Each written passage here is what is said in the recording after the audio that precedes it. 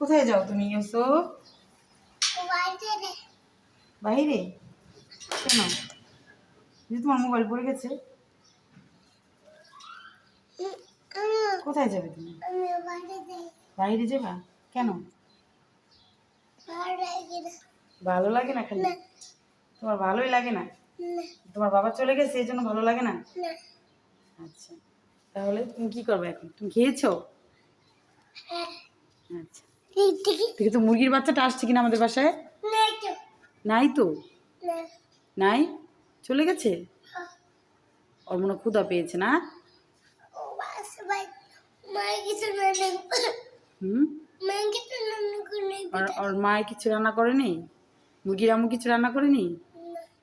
আচ্ছা, তুমি তোমার খাবার দিবা মুরগিকে? আচ্ছা, ঠিক আছে, ওকে। একটু মাছ দিবা, আর কি দিবা?